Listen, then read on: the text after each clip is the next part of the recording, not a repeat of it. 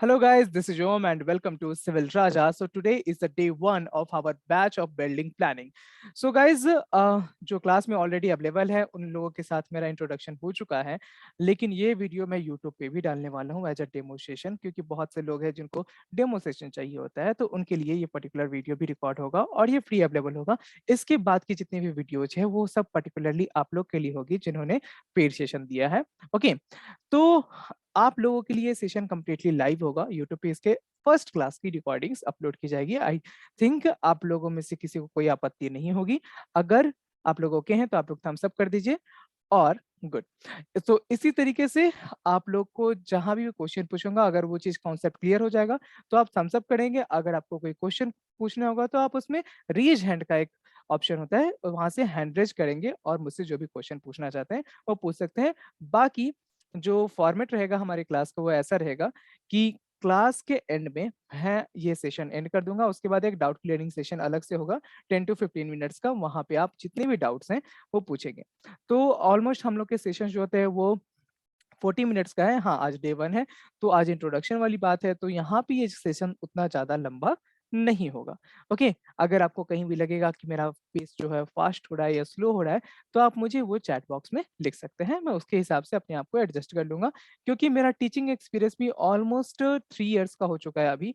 And इस building planning में और यू कैन से कि सिविल इंजीनियरिंग फील्ड में तो मैं काफी टाइम से हूँ। तो आपको जो भी डाउट्स होंगे वो आप सिंपली पूछ सकते हैं। कोविड से पहले मैं ऑफलाइन पढ़ाता था, कोविड के बाद मैं ऑनलाइन पढ़ा रहा हूँ, तो ऑनलाइन में भी आपको सब कुछ समझ में आएगा। Just be sure about that. Okay, चलिए। और वो तो आज की क्लास के बाद वैसे भी आप बोलेंगे, आपके फीडबैक शो आएंगे डाउट क्लियरिंग सेशंस में, मैं आपके फीडबैक भी लूंगा, तो वहाँ पे आप अपना फीडबैक दे सकते हैं। क्या चीज़ें दिक्कत आ रही है तो आप वहाँ भी बता सकते हैं। ओके, तो इंट्रोडक्शन हो गया। अब चलते हैं हम लोग की क्लास में क्या क्या चीजें पढ़ने वाले हैं इस पर्टिकुलर सेशन के अंदर। ओके, तो मैं सबसे पहले आपको इस पूरे बैच का कोर्स कंटेंट जो है वो शेयर कर देता हूँ, ठीक है। तो आपको हमारा कोर्स कंटेंट ऑलरेडी दिख रहा होगा और यहाँ पे आप देख सकते हैं कि जो ये बैच है इसका नाम है बिल्डिंग प्लानिंग यूजिंग ऑटोकैड। अब इन दोनों टर्म्स को अलग अलग समझते हैं। तो पहला तो है कि बिल्डिंग प्लानिंग, इसका मतलब क्या होता है कि किसी भी बिल्डिंग को प्लान करना, राइट। तो उस बिल्डिंग को प्लान करने का मतलब क्या है कि टॉप व्यू होता है प्लान का मतलब। प्लान का मतलब है टॉप व्यू, बिल्डिंग का प्लान मतलब बिल्डिंग का टॉप व्यू। तो अगर आप किसी बिल्डिंग का रूफ हटा दें और उसके बाद उस बिल्डिंग को ऊपर से देखेंगे तो जैसा दिखता है, अगर हम उसे पेपर पे ड्रॉ कर दे तो वो होता है बिल्डिंग प्लान। ये करने की जरूरत क्यों होती है? ताकि लोग डायरेक्टली जाकर कंस्ट्रक्शन ना करें और वहां पे जाने के बाद उनको कोई लाइक दिक्कत ना हो कि अच्छा ये रूम यहाँ आ गया या फिर ये वॉल यहाँ आ गया। तो इस तरीके से अभी हमें इसे तोड़ के डिसलोकेट करना पड़ेगा या रिलोकेट करना पड़ेगा। तो वैसी ही चीजों को अवॉइड करने के लिए हम लोग बिल्डिंग को प्लान करते हैं। ओके, यानी कि हम लोगों ने एक बिल्डिंग का नक्शा बना लिया और उसके अकॉर्डिंग हम लोग अपने घर को कंस्ट्रक्ट कराते हैं। क्योंकि अदरवाइज घर को बनाने के बाद उसे देखना कि अच्छा लग रहा है कि नहीं, ये हमारे पास ऑप्शन नहीं है, काफी कॉस्टली अल्टरनेटिव होता है। ओके, सो हम लोग पहले बिल्डिंग को प्लान करते हैं। प्लान मतलब टॉप व्यू। बिल्डिंग आप सब लोग जानते हैं, जो घर जिसमें आप रहते हैं। यहाँ पे हम लोग इस बैच में रेसिडेंशियल बिल्डिंग को प्लान करेंगे। यहाँ तक समझ में आ गया तो थम्स अप दे दीजिए। उसके बाद नेक्स्ट जो है वो है कि बिल्डिंग प्लानिंग विथ ऑटोकैड। अब विथ ऑटोकैड का मतलब क्या होता है कि हम लोग जो भी प्लान करते हैं तो एक रफ स्केच बनाने के बाद जो पेपर में बना लेते हैं, उसके बाद हम लोग उसे ऑटोकैड में ड्राफ्ट करते हैं। तो ऑटोकैड यू कैन से कि कोई ड्राइंग टूल नहीं है, कोई प्लानिंग टूल नहीं है। ऑटोकैड एक सॉफ्टवेयर है जो कि एक ड्राफ्टिंग सॉफ्टवेयर है। यानी कि यहाँ पे हम लोग चीजों को बस ड्राफ्ट करते हैं। ड्राइंग और ड्राफ्टिंग ये दोनों अलग अलग चीजें हैं। ड्राइंग का मतलब होता है उसमें हम लोग सारे कॉन्सेप्ट्स को बना रहे हैं, अपने लाइक इमेजिनेशन में बना रहे हैं, उसे प्रॉपर डायमेंशन के साथ ड्राइंग में दे रहे हैं। ड्राफ्टिंग का मतलब होता है कि हम लोगों ने कोई भी लाइन सॉफ्टवेयर में खींच दी। ओके, जैसे आप जब अपने डिप्लोमा या बीटेक में होंगे या फिर आर्किटेक्चर में भी होंगे तो आपको एक ड्राफ्टर नाम का टूल मिलता होगा। तो उससे क्या करते हैं, आप उससे बस लाइन खींचते हैं, डायमेंशन सही होती है लाइन की, लेकिन वो कोई कॉन्सेप्ट नहीं होता है उसमें। आप किसी चीज को देखते हैं और उसके अकॉर्डिंग वहां पे ड्रॉ करते हैं। तो ड्राफ्ट करना एक अलग चीज होता है, ड्रॉइंग एक अलग चीज होता है। जब कोई भी चीज को प्रॉपर डायमेंशन के साथ, प्रॉपर स्केल के साथ बनाया जाता है तो वो हो जाती है drawing. Otherwise it is drafted, like drafted figure. Okay, तो अभी हम लोग आते हैं अपने नेक्स्ट सेगमेंट के ऊपर। कि बिल्डिंग प्लानिंग विथ ऑटोकैड, ये हमारा टॉपिक यहाँ पे क्लियर हो गया। सबको क्लियर हो गया कि क्या है इस टॉपिक का मतलब। अब आते हैं कि हम लोग के पास नेक्स्ट चीज क्या है। क्लियर हो चुका है तो थम्स अप दे दीजिए, उसके अकॉर्डिंग हम लोग आगे मूव करेंगे। अगर किसी का कोई डाउट रहेगा तो सिंपली उसे चैट बॉक्स में लिख देगा। सेशन के बाद हम लोग डाउट क्लियरिंग सेशन में उसके सारे doubts one by one clear करेंगे। ओके, अभी आते हैं दूसरा जो टॉपिक है, वो है क्लाइंट डीलिंग। तो ये हम लोग आज की क्लास में कवर करने का ट्राई करेंगे। पहले हम लोग बेसिकली कि इंट्रोडक्शन पार्ट को आज डिटेल में कवर कर लेंगे। तो क्लाइंट डीलिंग पोर्शन में क्या होता है, उसका एक बेसिक आइडिया ये है कि आप यहाँ से कोई भी चीज सीख रहे हो, राइट। तो इसके बाद इसको इम्प्लीमेंट करोगे, तो इम्प्लीमेंट किसके पास करोगे, जाके किसी क्लाइंट के पास करोगे। कहाँ करोगे, यादर आइदर आप किसी जॉब में जाओगे या फिर अपनी फॉर्म ओपन करोगे, राइट। दो ही टाइप के स्टूडेंट होंगे जो मेरे बैच में ऑलरेडी होंगे यहाँ पे। या तो किसी को अपनी कंसल्टेंसी ओपन करनी है या फिर किसी कंसल्टेंसी में जॉब करनी है, राइट। तो यहाँ पे लाइक 4 टाइप के लोग आ सकते हैं। पहला तो है आपका कि कोई डिप्लोमा कर रखा है आर्किटेक्चर से, वो उसके लिए बेनिफिशियल है। कोई लाइक लाइक बैचलर डिग्री है आर्किटेक्चर में, उसके लिए बेनिफिशियल है। साथ ही साथ डिप्लोमा और bachelor degree in civil engineering, ये दोनों के, ये 4 जो कैटेगरीज हैं उसके लिए बेनिफिशियल है। अब ये चारों कैटेगरीज जो होते हैं अपने कॉलेज के बाद कहाँ जाते हैं, जॉब ढूंढने जाते हैं। या फिर कुछ लोगों के पास थोड़ा कैपिटल होता है, थोड़ी हिम्मत होती है, तो वो लोग जाते हैं और अपना कंसल्टेंसी ओपन करते हैं। तो अब कंसल्टेंसी में आता है कौन जो आपको पैसा देगा, वो होता है आपका क्लाइंट, ठीक है। तो यहाँ पे भी 2 चीजों का समझना है। पहली चीज है लीड, दूसरी चीज है क्लाइंट। लीड का मतलब होता है कि आपके पास कोई बंदा आता है, वो आपको बोलता है कि हाँ मैं आपके काम में इंटरेस्टेड हूँ और मुझे अपने घर का ये नक्शा बनवाना है, तो वो आपके लिए एक लीड है। अगर वो आपको बंदा पे कर रहा है, ठीक है, पे करने को रेडी है, तो वो आपका क्लाइंट, ठीक है। तो अब हम लोग समझेंगे कि क्लाइंट कितने टाइप के होते हैं, जो बंदा पे करने को रेडी है, ठीक है। अब इस क्लाइंट वाले कॉन्सेप्ट में होता है कि बेसिकली हमारे पास 2 टाइप के क्लाइंट होते हैं। एक होता है जिसको कुछ नॉलेज नहीं है, वो सोचा नहीं है, उसके पास एक खाली प्लॉट है और वो आके आपके पास प्लानिंग करवाना चाहता है। दूसरे टाइप का बंदा होता है कि उसको कुछ-कुछ आइडिया है कि मुझे अपने घर में ये सारी चीज़ें चाहिए, लाइक मेरे पास एक 3 बीएचके होना चाहिए, उसमें पूजा रूम होना चाहिए, उसमें हमारा किचन ओपन होना चाहिए या क्लोज्ड होना चाहिए। इस तरीके का उसके पास एक आइडिया होता है कि इतनी चीज़ें तो मेरे पास पता है, आप मेरे को अरेंज करके दो, ठीक है। तो ये 2 टाइप का क्लाइंट होता है। इसके बारे में और भी डिटेल में बात करेंगे but after few minutes, okay. पहले हम लोग देख लेते हैं कि हमारे पास और क्या टॉपिक है और इसमें हम लोग को क्या चीजें सीखनी है, ओके। और क्या-क्या इस पूरे अ, ये 10 डेज का जो हमारा शेड्यूल है, इस पूरे 10 डेज में हम लोग और क्या-क्या चीजें आपको प्रोवाइड करेंगे, वो सब कुछ आज की क्लास में क्लियर कर दिया जाएगा। अगर आपकी कोई और भी एक्सपेक्टेशंस है, तो हम लोग डाउट के सेशन के टाइम में वो चीजें क्लियर कर लेंगे, ओके। तो दूसरी बात आती है कि बिल्डिंग का कंपोनेंट। बिल्डिंग कंपोनेंट का मतलब होता है कि बिल्डिंग में जितने भी कंपोनेंट्स हैं उसके बारे में एक स्टडी। तो बिल्डिंग में कौन-कौन से कंपोनेंट होते हैं? तो बिल्डिंग में हमारे पास अगर कंपोनेंट्स की बात की जाए तो वो होते हैं बेसिकली कि हमारा बेडरूम हो गया, हमारा किचन हो गया, देन वॉशरूम हो गया, देन डाइनिंग एरिया है, लिविंग एरिया है, तो पूजा रूम है। तो इन सब का कितना साइज होना चाहिए? स्टैंडर्ड साइज क्या है? किस बेसिस पे हम लोग इसके स्टैंडर्ड साइज को कैलकुलेट करते हैं? ओके, तो ये सारी चीजें हम लोग समझेंगे। जैसे कि किचन है, तो किचन का साइज किस बेसिस पे डिसाइड होता है कि उसमें हम लोग को स्लैब कितने देने हैं, उसमें चीजें क्या होंगी, जैसे कि बर्तन स्टैंड होगा, जैसे कि वहाँ पे फ्रिज होगा, ठीक है। तो उसके हिसाब से हम लोग को और पर्टिकुलर लाइक आदमी के मूवमेंट के लिए हम लोग को कितना स्पेस देना चाहिए, गैस रखने के लिए कितना स्पेस चाहिए, सिंक के लिए कितना स्पेस चाहिए। तो इन सारी चीजों के बेसिस पे हम लोग डिजाइन करते हैं अपने किचन को।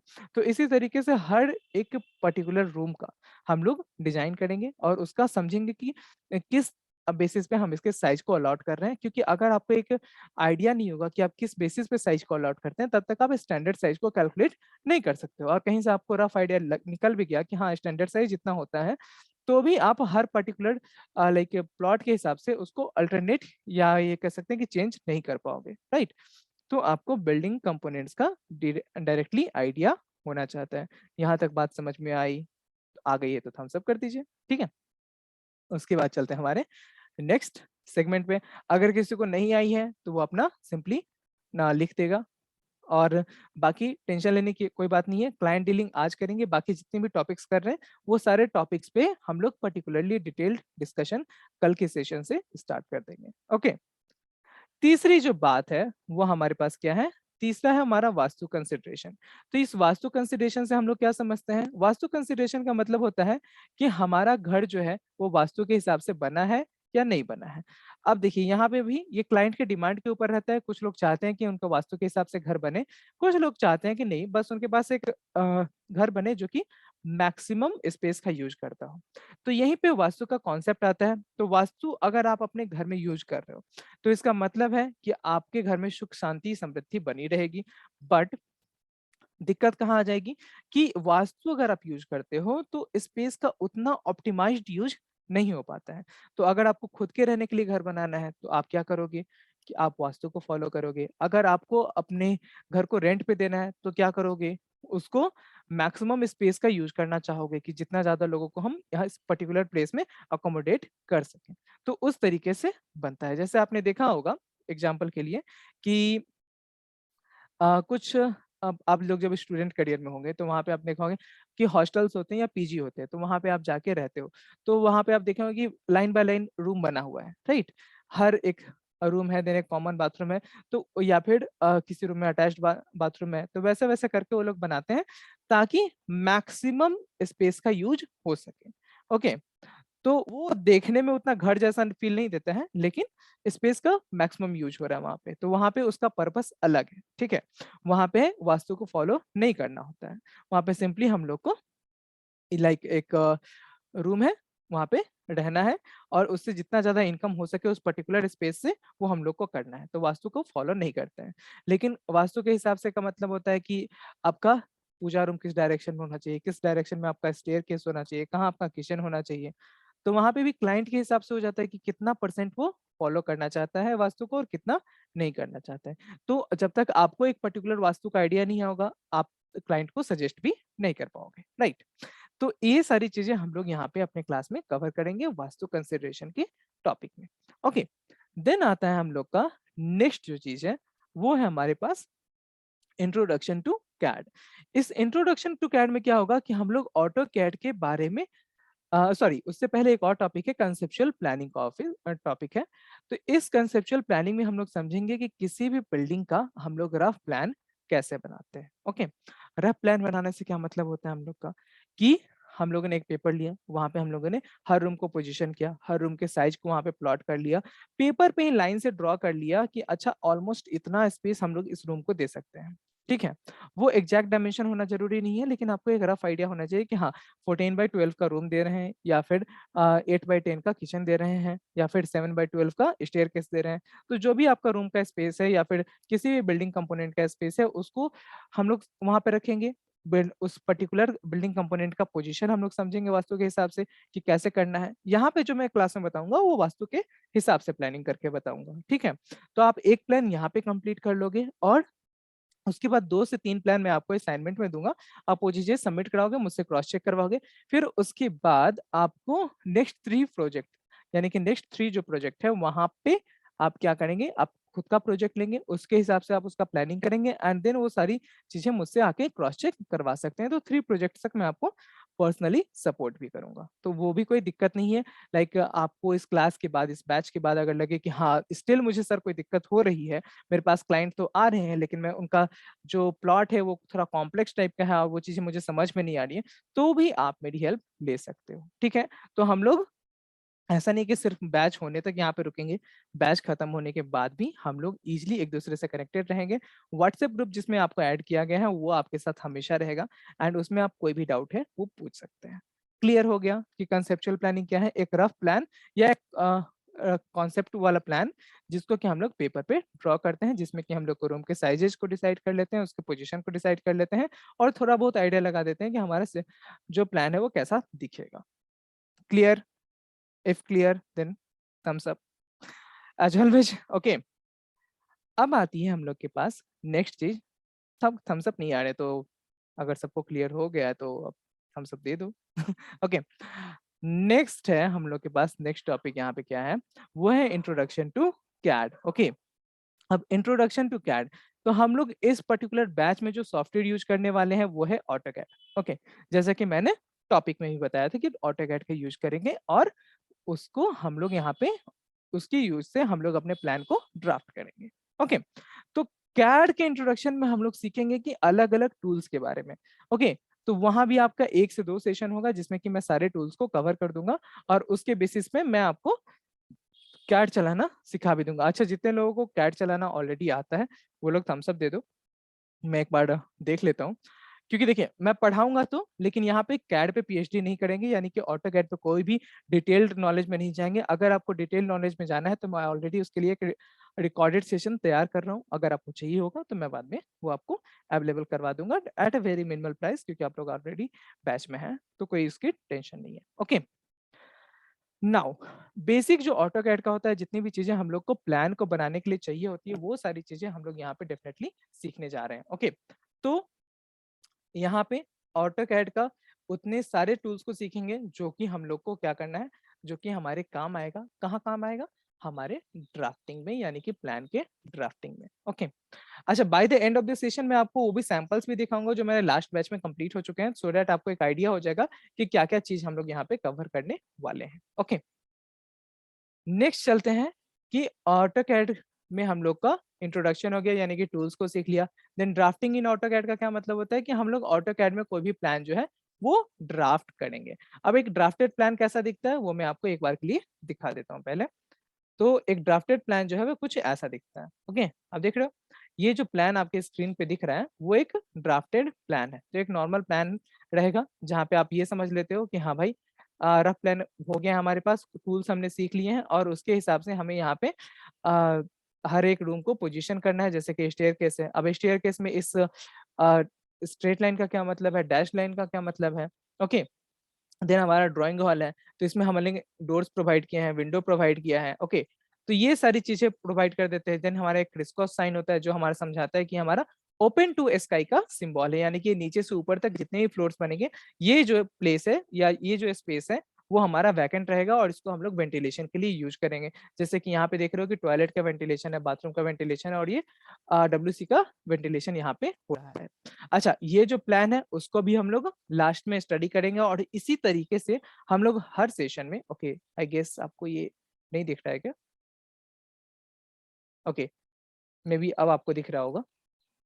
ओके, सो अभी आप देख रहे होगे कि हमारा प्लान जो है वो विजुअल है और इसी तरीके से हर एक जो डिटेल है जो यहाँ पे दिख रही है, ये सारी चीजें हम लोग ड्राफ्ट करना सीखेंगे। कैसे हम लोग लाइंस को ड्रॉ करते हैं, ठीक है, तो अलग अलग टाइप्स के लाइन हो गए यहाँ पे, ठीक है, ये सारी चीजों को यहाँ पे ड्राफ्ट करेंगे। डोर्स एंड विंडोज बनाना सीखेंगे। उसके बाद हम लोग इसमें टेक्स्ट कैसे डालते हैं, इसका डायमेंशन कैसे लेते हैं, इन सारी चीजों को सीखेंगे। अलग अलग लेयर्स कैसे बनाते हैं, जैसे यहाँ बहुत सारे लेयर्स बने हुए हैं, तो ये ड्राफ्टिंग के अंदर ही हम लोग ये सारे टॉपिक को कवर करेंगे। ये सारे लेयर्स कैसे बनाते हैं, क्या क्या हम लोग को लेयर बनाने हैं, कितने लेयर बनाने हैं। ओके, इन सारी चीजों के बारे में डिटेल में बात करेंगे। ओके, तो यहाँ तक हो गया कि ड्राफ्टिंग इन ऑटोकैड की बात हो गई। अब आज चलते हैं हम लोग के नेक्स्ट टॉपिक के ऊपर जो कि है फर्नीचर लेआउट। ओके, तो उसके लिए मैं ले चलता हूँ आपको कि हम लोगों ने पिछले बैच में क्या किया था। ओके, तो पिछले बैच में हम लोग का अगर आप देखेंगे तो मैंने ये क्लास नोट्स बना रखा है और इस तरीके से एक क्लास नोट्स जो है वो आपके बैच के लिए भी बनेगा। ओके, तो इसको मैं डायरेक्टली थोड़ा-सा स्क्रॉल कर देता हूँ। ये आप जो टॉपिक्स हैं वो देखते जाएँगे कि ये सारा जो भी मैंने अभी बोला, वो सारी चीज़ें यहाँ पे कवर हो रखी हैं। जैसे कि starting from the client dealing portion, कि कैसे हम लोग का क्लाइंट का डीलिंग होता है। तो आप देख रहे होंगे प्लानिंग है, वहाँ पे क्लाइंट की रिक्वायरमेंट लिस्ट है कि इस रिक्वायरमेंट लिस्ट को मैंने अपने एक्सपीरियंस के हिसाब से ही बनाया है। तो आप ये देख रहे हो कि किस तरीके से यहाँ पे क्लाइंट्स के साथ डील करके उनको चीज़ों को समझाया जाता है। देन आप देख रहे हैं कि किस तरीके से अलग-अलग बिल्डिंग कंपोनेंट्स के बारे में हम लोग यहाँ बात कर रहे हैं और इन चीज़ों को किस तरीके से सीखेंगे, राइट? तो ये कॉन्सेप्ट क्या है, किस बेसिस पे हम लोग टॉयलेट का साइज़ जो है वो डिसाइड करते हैं, किस बेसिस पे हमारे पास बेडरूम का साइज़ होता है, ये सारी चीज़ें हम लोग यहाँ पे सीखने वाले हैं। यहाँ पे देख रहे होंगे कि डाइनिंग स्पेस है, यहाँ पे हमारा जो-जो चीज़ें हैं, वो सारी चीज़ें हम लोग क्लास में कवर करते जाएँगे एंड देन हम लोग स्टेयरकेस के बारे में भी सीखेंगे। स्टेयरकेस के डिफरेंट टाइप्स क्या हैं, उसके बाद स्टेयरकेस की प्लानिंग कैसे होती है, उसके पीछे का कैलकुलेशन क्या है। तो यू शेप्ड स्टेयरकेस और डॉग लेग्ड स्टेयरकेस, ये दोनों चीज़ें मैंने अपने पिछले क्लास में बताई थी। देन आपको भी ये सारी चीज़ें बताई जाएँगी और सेम वे में आपका भी नोट्स जो है वो तैयार करके आपको दिया जाएगा। ओके, देन आप देख रहे हो कि ये हमारा रफ प्लान है जहाँ पे हम लोगों ने बबल डायग्राम की हेल्प से सारे रूम को पोजीशन कर लिया है और फिर यहाँ पे आप अब देखोगे कि हम लोगों ने ड्राफ्ट कैसे किया, क्या-क्या पेजेज है डिफरेंट ड्राफ्टिंग के, यहाँ पे डोर्स एंड विंडोज को कैसे प्लेस कर दिया गया, डोर्स एंड विंडोज के डायमेंशंस को कैसे किया। तो नोट्स से सबको समझ में नहीं आएगा, आपको चीज़ें और भी अच्छे से समझनी पड़ेगी। यहाँ पे आप देख रहे होंगे टाइटल ब्लॉक्स कैसे बनाना है वो भी बताया गया है, ठीक है? देन आता है कि हम लोग का ड्राफ्टिंग कैसे होता है। तो ये जो प्लान है, ये एक 30/50 का प्लान था, वो हम लोगों ने लास्ट बैच में ड्रॉ किया था। अभी आपके बैच में हम लोग एक न्यू प्लान के साथ मूव करेंगे, ओके। और ये इस वाले प्लान को भी मैं आपके नोट्स में ऐड कर दूँगा स्टडी करने के लिए और साथ ही साथ मैं आपका जो न्यू प्लान है उसको भी आपके नोट्स में ऐड करके दूँगा। जो आपको क्लास में होगा उन सारी चीज़ों का नोट्स अलग से बनेगा। ये चीज़ आपको मिलेगी इसमें से जो भी चीज़ें इम्पोर्टेंट हैं, मगर बेसिकली आपके क्लास में जो भी चीज़ें कवर होंगी वो भी आपको दी जाएँगी। तो आप देख रहे हैं कि यहाँ पे हम लोग को हर चीज़ ड्राफ्ट करके दी जा रही है। तो अभी हम लोग का एक टाइम आ गया है कि हम लोग साथ ही साथ प्लान का स्टडी भी कर लेंगे और उसके साथ-साथ हम लोग ये भी समझ लेंगे कि नेक्स्ट जो 3 टॉपिक है वो क्या-क्या हैं।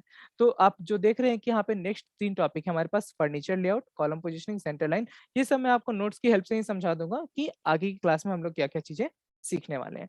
तो मोस्ट इम्पोर्टेंट चीज़ तो होता है कि ड्राफ्टिंग जहाँ से आपका स्टार्ट हो जाएगा, वहाँ पे पहले आपको ये टाइटल बॉक्स कैसे बनाते हैं वो बता दिया जाएगा। पहले तो आप प्लान बनाना भी सीख लोगे उससे पहले और उसके बाद टाइटल बॉक्स बना के उससे एक साथ कोलैबोरेट कैसे कर देते हैं, वो सारी चीज़ें हम लोग सीखेंगे। तो यहाँ पे आप देख रहे हो कि ग्राउंड फ्लोर का प्लान बना हुआ है, ग्राउंड फ्लोर के प्लान में सब कुछ डायमेंशन वगैरह दिया हुआ है, स्टेयरकेस का डिटेल्ड यहाँ पे दिया हुआ है कि किस तरीके से हमारा स्टेयरकेस पोज़ीशन होता है। ओके। देन हमारे पास एक डोर विंडोज का शेड्यूल है जो आपको देना पड़ता है अपने क्लाइंट को सो दैट वो लोग एक पर्टिकुलर वे में डोर और विंडो को क्रिएट करवा पाएँ और साथ ही साथ एक पर्टिकुलर डायमेंशन के हिसाब से उसे बना पाएँ। जैसे कि यहाँ पे आप देख रहे हो कि अलग-अलग टाइप्स के डोर एंड विंडोज को ऐड किया गया है, राइट? और ये जो साइजेज़ है इसी के हिसाब से हम लोग काम करेंगे, ओके। देन आपका दिख रहा होगा कि हमारा फर्स्ट फ्लोर का प्लान है यहाँ पे। प्लान को स्टडी करना वो भी मैं आपको सिखाऊँगा लेकिन आज इस प्लान को स्टडी नहीं करेंगे, इस प्लान को कुछ दिन के बाद स्टडी करेंगे। जब हम लोग ड्राफ्टिंग वाला पोर्शन स्टार्ट करेंगे उससे पहले इसको स्टडी कर लेंगे। आज आपके लिए एक दूसरा प्लान जो है वो स्टडी करके दिखाऊँगा जो कि 30/40 का है, वो भी एक स्टूडेंट के द्वारा बनाया हुआ है, वो मेरा नहीं है। हाँ, ये जो प्लान है ये मैंने क्लास में खुद ही बनाया था। तो आप मैं क्लास में आपको हर चीज़ एक-एक स्टेप करके दिखाऊँगा। लेकिन आप अपने साइड से अपने लैपटॉप पे भी इन सारी चीज़ों को ड्रॉ करेंगे, ओके? लेकिन हाँ, क्लास में मैं ये सारी चीज़ें बनाऊँगा डेफ़िनेटली। देन आ जाता है कि हमारा फर्नीचर लेआउट क्या होता है? तो जिस प्लान में हम लोग को इस तरीके से फर्नीचर प्लेस कर देना होता है ना, वो हमारा हो जाता है फर्नीचर लेआउट। तो आप यहाँ पे देख सकते हो कि यहाँ पे एक प्लान है जिसमें कि हमारा बेडरूम में बेड लगा हुआ है, देन किचन में स्लैब लगा हुआ है, यहाँ पे हमारे पास सिंक है, फ्रिज है, यहाँ पे चूल्हा है, ओके? देन आप देख रहे हो कि यहाँ पे वॉशिंग मशीन है, डाइनिंग एरिया है, यहाँ पे एक बेसिन है, उसके बाद इस तरीके से यहाँ पे टॉयलेट है, तो उसमें टॉयलेट सीट लगा हुआ है। तो ये फर्नीचर के लेआउट का यूज़ क्या होता है? इस फर्नीचर लेआउट से हम लोग को एक आइडिया लग जाता है कि हाँ भाई, हमारा बेडरूम रहेगा, तो उसमें हमारा इतना स्पेस तो बेड ले जाएगा, तो हमारे पास इतना खाली स्पेस बच जाएगा हमारे मूवमेंट के लिए। किचन है, तो यहाँ पे स्लैब आ जाएगा, यहाँ फ्रिज आ जाएगा, तो हम लोग को इतना दूर तक स्लैब कास्ट करवाना है, इतनी जगह छोड़नी है हमारे फ्रिज के लिए। एंड इस तरीके से अगर हम लोग करेंगे तो एक ऑप्टिमम यूज़ हो पाएगा स्पेस का। ओके, देन डाइनिंग एरिया है तो डाइनिंग एरिया में अगर इतना बड़ा टेबल लेंगे और उसी हिसाब से यहाँ पे चेयर लेंगे तो हम लोग अगर इसको यहाँ पे शिफ्ट करके रखेंगे, तो हम लोग के पास इतना काफ़ी स्पेस होगा जो कि मूवमेंट के लिए होगा, directly to this area and also to the kitchen and the store room. Okay, तो इस तरीके का जो लेआउट होता है ना, वो फर्नीचर लेआउट होता है। फर्नीचर लेआउट में मैंने डोर्स एंड विंडोज़ को हाइड कर दिया था। ओके, तो लेयर की प्रॉपर्टीज़ की हेल्प से आप इन चीज़ों को हाइड भी कर सकते हो, क्योंकि मेन प्लान आपका ये वाला है, जो आप अपने क्लाइंट को दोगे, ठीक है? फर्नीचर लेआउट उसको आइडिया देने के लिए और अपने प्लान को डेकोरेट करने के लिए रखा जाता है। यहाँ पे अगर मैं डोर्स एंड विंडोज़ देने लगूँगा तो वो काफ़ी क्लमज़ी हो जाएगा और वो अच्छा नहीं दिखता है। हाँ, ऐसे आर्किटेक्ट्स हैं और आपको गूगल पे भी बहुत सारे प्लान्स मिल जाएँगे जहाँ पे इस तरीके से बोल्ड जो या यूँ कह सकते हैं यहाँ पे हैच किया हुआ है। तो ये हैच जो वॉल्स है, इन हैच्ड वॉल्स के बीच में आप लोग को डोर्स एंड विंडोज़ हैं। मुझे पर्सनली वो उतना अच्छा नहीं लगता लेकिन हाँ, मैं आप लोग को वो चीज़ें करना भी सिखा दूँगा, अगर आपको वो चीज़ पसंद आती है तो। वो ड्राफ्टिंग के केस में कोई इश्यू नहीं है, बहुत ही सिंपल टेक्निक होता है। देन हम लोग सीखेंगे कि कॉलम पोजिशनिंग के ऊपर कि कॉलम पोजिशनिंग के क्या रूल्स हैं और उसके बेसिस पे हम लोग किस तरीके से कॉलम को पोजीशन करते हैं। देन हम लोग यहाँ आएँगे और देखेंगे कि बट हमारे प्लान में किस तरीके से कॉलम्स को प्लेस करना होता है, ठीक है? तो यहाँ पे कॉलम्स प्लेस हो गए। तो वो हो गया हमारा next topic that is ninth topic column positioning. Then आ जाता है हमारा 10th topic which is centre line concept. Okay, तो ये सेंटर लाइन कॉन्सेप्ट का मतलब क्या होता है कि हम लोग को इस बीम कॉलम लेआउट में जाना है, उसके बाद वहां पे एक सेंटर लाइन ड्रॉ कर देना है। ये सेंटर लाइंस जो है वो मार्किंग देंगे आपके क्लाइंट के लिए, ताकि वो अपने जाके बिल्डिंग को मार्क कर सके और उस मार्किंग के बेसिस पे वो अपना घर जो है वो कंस्ट्रक्ट करा सके। तो यहाँ तक आपको हर एक चीज जो नोट्स में दिखी है यहीं तक आपका लास्ट क्लास होगा। अब है कि इस क्लास में कुछ चीजें हैं जो नोट्स में नहीं इंक्लूड की गई हैं, तो क्लास में क्या एक्स्ट्रा चीजें होंगी। तो क्लास में मैं आपको ये भी बताऊंगा कि अलग अलग प्लान का स्टडी कैसे करते हैं। तो मैं अलग अलग डायमेंशंस के प्लान लूंगा और उसको भी अपने क्लास में डिस्कस करूंगा। आई गेस आपने यूट्यूब पे भी कुछ वीडियो देखे होंगे मेरे, जहाँ पे इंग्लिश ऑडियो में मैंने इन सारे प्लान्स को डिस्कस किया है। ठीक है, तो वो प्लान्स नहीं होंगे, कुछ नए नए प्लान्स आपके लिए डिस्कस करता जाऊंगा मैं। जैसे कि आज की क्लास में हम लोग इस प्लान को डिस्कस करेंगे और साथ ही साथ इसके एलिवेशन को भी डिस्कस करेंगे। ओके, तो दो तरीके होते हैं प्लान करने के। पहला तो है कि आपका इस तरीके का एक प्लान बन जाएगा, ठीक है, जहां पे हम लोग मान के बैठे हैं कि हाँ इसने ऑफसेट छोड़ रखा है और जो आपका बिल्टअप एरिया है, बिल्टअप एरिया का मतलब होता है बिल्टअप एरिया और प्लॉट एरिया, ये दो टर्म्स होते हैं। ठीक है, तो बिल्टअप एरिया का मतलब होता है कि आपका जो घर है वो कितने एरिया में बना हुआ है। प्लॉट एरिया का मतलब होता है कि आपकी जमीन कितनी है। ठीक है, तो यहाँ पे दो प्लान है। पहला तो है जिसका कि 30/40 प्लॉट एरिया है, दूसरा जो है वो है 30/40 उसका बिल्टअप एरिया है। ओके, तो पहले हम लोग प्लान 1 को समझते हैं। प्लान 1 को समझने के लिए हम लोग चलते हैं प्लान 1 पे। तो यहाँ पे देखेंगे कि ये आपका है प्लॉट एरिया 30/40। आप देख रहे हैं कि हॉरिजेंटल डायरेक्शन में हमारा 30 है एंड वर्टिकल डायरेक्शन में हमारा 40 है। अच्छा, यहाँ तक किसी को कोई डाउट है तो आप हैंड रेज कर सकते हो, मैं उनका नाम नोट कर लूंगा। डाउट क्लियरिंग सेशन में उनसे डाउट भी पूछ लिया जाएगा। अगर सब कुछ क्लियर है तो आप थम्स अप कर सकते हो। ओके, या फिर अगर क्लास अच्छी लग रही है तो भी थम्स अप कर दो सो डैट एक मोटिवेशन मिलता रहे अंदर से। वो मोटिवेशन बहुत ज्यादा इंपॉर्टेंट हो जाता है जब आप क्लास में पढ़ाते हो live, and especially when the AC is not on. Okay, so you can actually see me sweating. So आपको दिख तो रहा ही होगा कि पसीना वसीना आ रहा है, but anyway that was just a joke. Okay, चलिए अभी चलते हैं यहाँ पे और यहाँ देखते हैं कि ये एक हमारा बिल्टअप एरिया है 30/40 का, सॉरी 30/40 का हमारा प्लॉट एरिया है। और इस प्लॉट में आप देखोगे तो इस साइड से 3 फीट का ऑफसेट है, इस साइड से 9 फीट का ऑफसेट है और उसके बाद फ्रंट से भी हमारा दिया गया है 9 फीट का ऑफसेट। हाँ, इस साइड से हम लोगों ने कोई ऑफसेट नहीं दिया है। ठीक है, तो इसी बेसिस पे हम लोग जो विंडोज का प्लेसमेंट है वो कर पाते हैं कि कहाँ हमारा ऑफसेट है, किस डायरेक्शन में चीजें ओपन है। ओके, तो इस स्पेस का जगह यूज आप पार्किंग के लिए कर सकते हो, इस स्पेस का यूज आप गार्डनिंग के लिए कर सकते हो। ओके, सो ये 9 फीट बाई 9 फीट का एरिया है, तो वो आप काफी यूज कर सकते हो पार्किंग एंड गार्डनिंग के लिए। That will be more than enough. Okay, and ये पीछे में 3 फीट का जो स्पेस है वहां पे आप गार्डनिंग कर सकते हो। ओके, अब है कि इस प्लान में हमारे पास है क्या। तो पहले ये जो 3-4 स्टेप्स हैं, 1 2 3 4 स्टेप्स को भी हम लोग थोड़ा सा समझ लेते हैं कि ये जो राइजर्स हैं यही हमारे समझाते हैं कि हमारा कितना स्टेप हो रहा है। तो ये पहला, ये जो राइजर है, ये लाइन जो है वो राइजर को डिनोट करता है, ये जो लाइंस के बीच में स्पेस है वो ट्रेड को डिनोट करता है। तो हमारे पास कितने स्पेस है, 1 2 3 एंड 4। तो यहाँ पे 4 स्टेप्स ऑन टोटल हो रखे हैं। तो स्टेप्स को काउंट करना होगा तो हम लोग क्या करते हैं, राइजर सॉरी ट्रेड को काउंट करते हैं या फिर राइजर को काउंट करके उसमें से 1 माइनस कर देते हैं। ठीक है, क्योंकि number of tread is equal to number of riser minus 1। Okay, तो ये हमारा इक्वेशन होता है और इसी बेसिस पे हम लोग काम करते हैं। ओके, यहाँ तक सब कुछ को क्लियर है सबको? If yes then give a thumbs up. Okay, so हम लोग का राइजर वाली बात क्लियर हो गई। अब हम लोग आते हैं कि हमारे पास इस राइजर के थ्रू हम लोग चलते हैं और इस घर में एंटर करेंगे। एंट्रेंस हमारा 5 फीट बाई 8 इंचेस का, जो कि एक वाइड एंट्रेंस है and that is quite good. Then यहाँ से हमारा एक स्टेयर केस जाता है और इस स्टेयर केस के थ्रू हम लोग ऊपर जा सकते हैं। ओके, देन आता है हम लोग का कि एक ये एंट्रेंस के थ्रू हम लोग जाते हैं डाइनिंग एरिया में। डाइनिंग एरिया जस्ट हमारे किचन के बगल में है, जो कि एक वाइज डिसीजन है। देन आता है हम लोग का कि एक स्टोर रूम है हमारे पास, जो कि किचन के अंदर से ही ओपन होता है। और यहाँ पे किचन का वेंटिलेशन के लिए हमारे पास बैकग्राउंड में एरिया है जिसका कि विड्थ 3 फीट का है। तो इस जगह से आराम से वेंटिलेशन हो सकते हैं। यहाँ पे आप ब्यूटीफुली गार्डनिंग कर सकते हैं, काफी स्पेस है वो। ठीक है, 1 to 1.5 फीट वो इनफ होता है गार्डनिंग के स्पेस के लिए। बाकी 1.5 feet is must required for the movement of like person. Then आप देख रहे हैं कि डाइनिंग एरिया का भी वेंटिलेशन यहाँ से हो रहा है। देन आप देख सकते हैं कि एक जो एंट्रेंस का डोर है वो हमारा इस साइड से भी है। मान लीजिए आपने कार से इस पर्टिकुलर प्लॉट में एंटर किया, तो यहाँ पे आप कार को पार्क करने के बाद यहाँ से भी एंट्रेंस ले सकते हो, जो कि आपको 3 स्टेप चढ़ के इधर हमारे बेडरूम में भी जा सकते हो। ओके, बेडरूम एक मास्टर बेडरूम है क्योंकि इसमें एक अटैच्ड टॉयलेट है, और आप देख रहे हो कि इसका वेंटिलेशन वगैरह जो है काफी ब्यूटीफुल है, और इसका 3D जो बनेगा वो भी अच्छे से बन जाएगा। लेकिन अभी हम लोग इसके एलिवेशन को भी एक बार नोटिस कर लेते हैं। ये जो प्लान है वो आपको ग्रुप में मैं शेयर कर दूंगा, तो आप इसको आराम से बैठ के स्टडी कर सकते हो।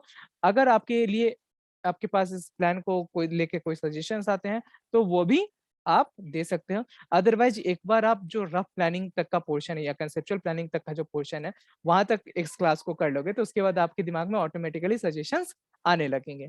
अगर अभी आ जाते हैं, अभी से आप ब्रेन स्टॉर्मिंग करना शुरू कर देते हो, तो that will be much better for you, क्योंकि उसके बाद आपका कंसेप्चुअल प्लानिंग आते-आते तक, यानी कि जो 3 टू 4 डेज़ लगेगा आपको कंसेप्चुअल प्लानिंग आने में, या 5 डेज़ मैक्सिमम, तो वहाँ तक आप जो चीज़ों को समझने लगोगे, ठीक है? तो बहुत सारे प्लान्स को स्टडी करना है। इस बिल्डिंग प्लानिंग क्लास में प्लान्स प्रोवाइड करना मेरा काम है, उनको स्टडी करना एक बार क्लास में मेरा काम है, लेकिन उसको बार-बार और उसके हिसाब से अल्टरनेट प्लान्स को ड्रॉ करना वो आपका काम है।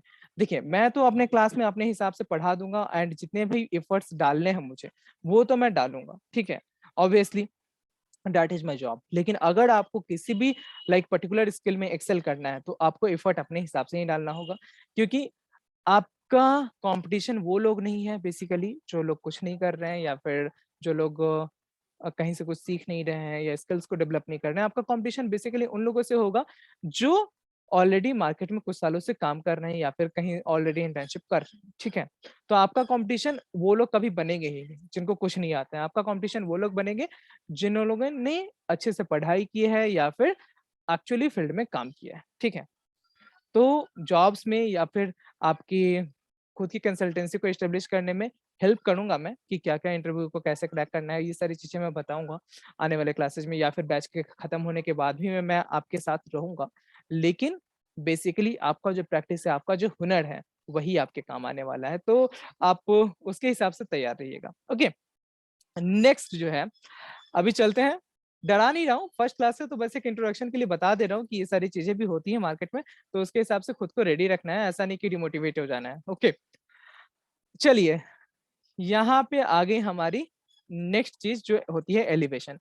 ये प्लान का मतलब तो समझ में आ गया होगा आई गेस, कि टॉप व्यू, यानी कि अगर किसी बिल्डिंग को का छत हम लोग हटा देते हैं और ऊपर से देखते हैं बिल्डिंग को, तो जितने भी walls and doors and Windows की पोजीशन देखते हैं, तो उसके हिसाब से जो हम लोग ड्रॉ करते हैं वो हो जाता है हमारा प्लान। प्लान का मतलब टॉप।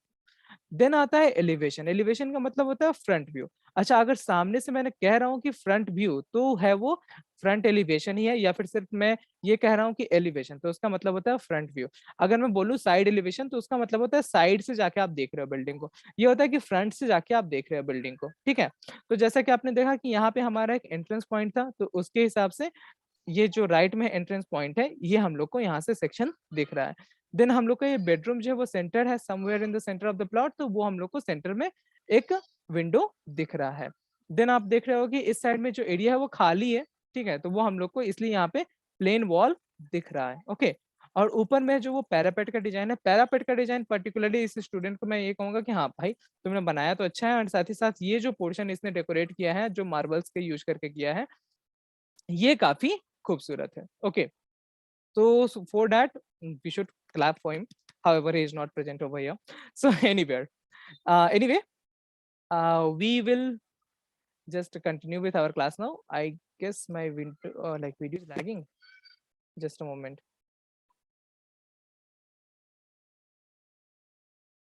Actually, यहाँ पे लाइट चली गई है, तो मेरा बैटरी थोड़ा डाउन हो रहा है। So that's why my video is lagging. I guess network तो सही होगा यहाँ पे। But anyway, चलते हैं हम लोग आज की क्लास में। ये बस हमारा लास्ट सेगमेंट चल रहा है, इसके बाद हम लोग डाउट क्लियरिंग सेशन में करेंगे, तो वहाँ पे इस सेशन को क्लोज कर दूंगा मैं, और उसके बाद में हम लोग मूव करेंगे नेक्स्ट सेशन पे ऊपर। ओके, या फिर मैं अभी ये सेशन एंड कर रहा हूँ। अगर आपको कोई भी डाउट होगा तो हम लोग इस सेशन को फिर से स्टार्ट करेंगे। Join in 5 minutes. लिंक जो है सेम रहेगी जो आपके व्हाट्सएप ग्रुप में रहेगी। Okay, and we will meet in just 5 minutes. Okay, so guys अगर आप लोग ये वीडियो यूट्यूब पे देख रहे हैं, so that was the demo of our class एंड आपको कोई भी क्वेश्चन होगा तो आप सिंपली कमेंट सेक्शन में पूछ सकते हैं। अगर बैच को ज्वाइन करना चाहते हैं तो डिस्क्रिप्शन में मेरा नंबर होगा, आप वहां से जाके बैच को ज्वाइन भी कर सकते हैं। Okay guys, we will meet in just 5 minutes. Okay.